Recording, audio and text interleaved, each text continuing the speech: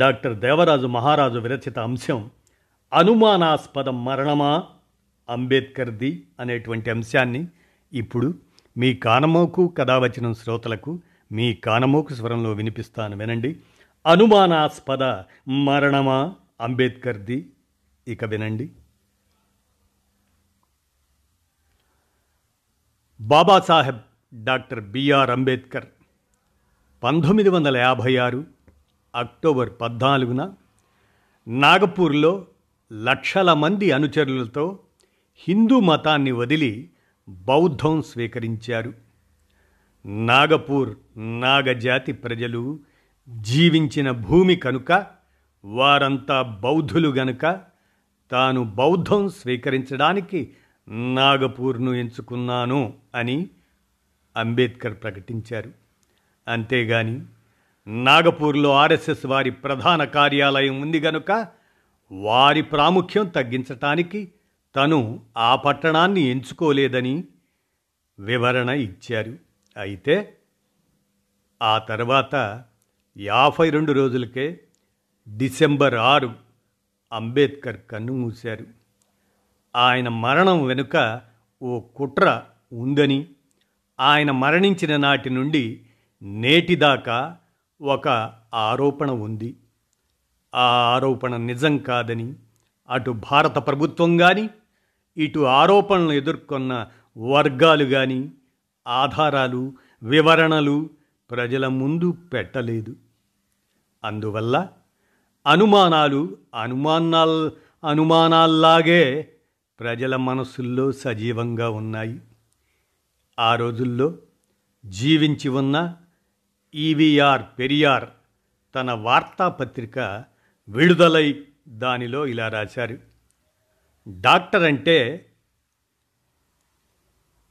Doctor Ambedkar, ఆయన చనిపోయారని అకస్మాత్తుగా ప్రకటించడం వెనుక ఏదో కుట్ర ఉందని నాకు అనిపిస్తుంది. గాంధీ మరణం వెనుక ఏ కారణం, ఏ కుట్ర ఉన్నాయో అలాంటివే అంబేద్కర్ చనిపోవటం వెనుక ఉన్నాయని నేను బలంగా నమ్ముతున్నాను అంటూ చాలా వివరంగా రాశారు ఈవి రామస్వామి నాయకర్. మొత్తం మీద ఆయన వెలిబుచ్చిన ఆవేదనలోని సారాంశం ఏమిటంటే, గాంధీ మరణానికి కారకులెవరో వారే అంబేద్కర్ మరణానికి కూడా కారకులని, అందుకు అవకాశమిచ్చే పలు అంశాలు కూడా ఆ రోజుల్లో చాలా బయటికి వచ్చాయి. తన తండ్రికి విషమిచ్చి తెలియకుండా చంపేశారని స్వయాన అంబేద్కర్ కుమారుడు యశ్వంత్ ఒక అభిప్రాయం వెలిబుచ్చారు. అంబేద్కర్ అభిమానులంతా యశ్వంత్ను బలపరిచారు. అంబేద్కర్ మరణ వార్త ఈ దేశ ప్రజలకు అనుమానాస్పదమైన వార్త అయ్యింది.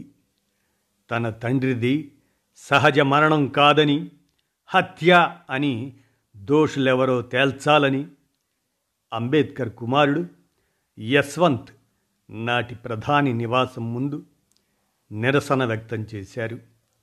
ఢిల్లీ పోలీసులకు ఫిర్యాదు చేశారు.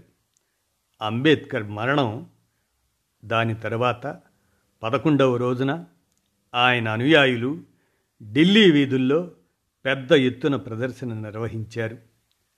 నాటి ప్రధాని రాష్ట్రపతులకు లిఖితపూర్వక నివేదికలు, విన్నపాలు అందజేశారు. అంబేద్కర్ మరణం వెనుక ఏం జరిగిందో తేల్చాలి అని వారు డిమాండ్ చేశారు.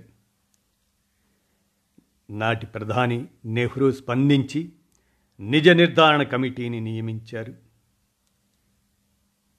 ఆ కమిటీ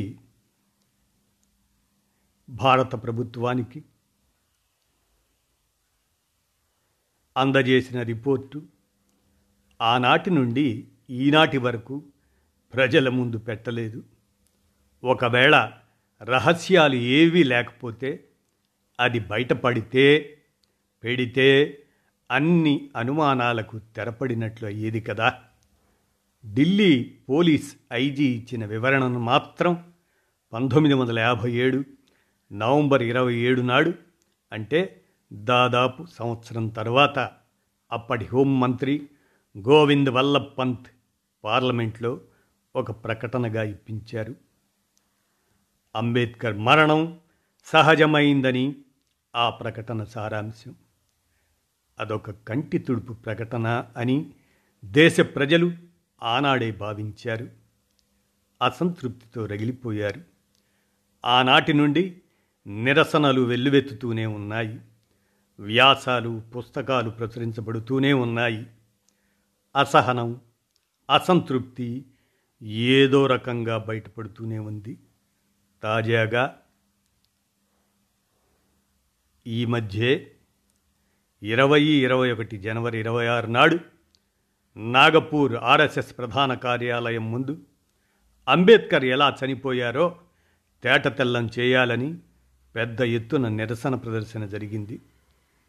జనవరి 26నే ఎందుకు ఎంచుకున్నారంటే ఆ తేదీన అంబేద్కర్ రచించిన భారత రాజ్యాంగం అమల్లోకి వచ్చింది గనుక.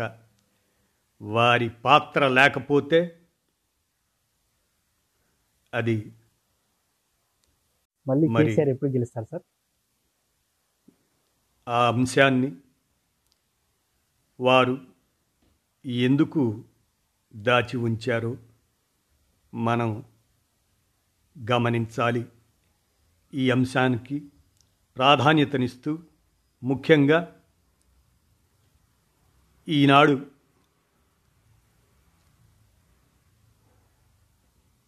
తిరిగి ఈ అంశంలో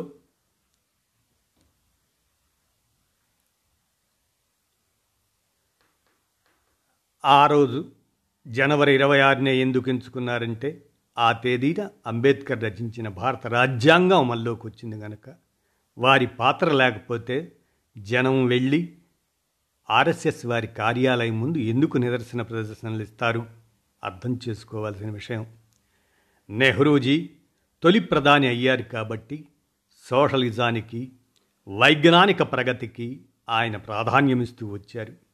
అప్పుడు వీరి ఆటలు అంతగా సాగలేదు. అయినా వారి లక్ష్య సాధనకు వారు నిరంతరం కృషి చేస్తూనే వస్తున్నారు. దాని ఫలితాలను నేడు కూడా మనం చూస్తూనే ఉన్నాం. అంబేద్కర్ది సహజ మరణమా లేక హత్య అనేది ఆ రోజుల్లో బయటికి రాలేదు. 67 ఏళ్ల తర్వాత ఆధారాలన్నీ చెదిరిపోయిన తర్వాత ఇప్పుడు బయటికి వస్తుందన్న నమ్మకం లేదు. కానీ గతంలో జరిగిన కొన్ని వాస్తవాలు ఈ తరానికి తెలియజేయటం అవసరం అనిపించింది. అయితే బాబాసాహెబ్ అర్థాంతరంగా వదిలేసిన కర్తవ్యాలను, రాజ్యాంగబద్ధమైన హక్కుల సాధనను ఈ తరం యువతీ యువకులు ముందుకు తీసుకుపోవాల్సి ఉంది. ఈ పోరాటం నిరంతరం కొనసాగుతూ ఉండాల్సిందే అంటూ డాక్టర్ దేవరాజు మహారాజు, వీరు వ్యాసకర్త, కేంద్ర సాహిత్య అకాడమీ అవార్డు గ్రహీత, నిన్న డిసెంబర్ 6న అంబేద్కర్ వర్ధంతి సందర్భంగా అందజేసినటువంటి ఈ అంశం అనుమానాస్పద మరణమా అంబేద్కర్ది అనేదాన్ని మీ కానమోకు కథావచనం శ్రోతలకు మీ కానమోకు స్వరంలో వినిపించాను. విన్నారుగా? ధన్యవాదాలు.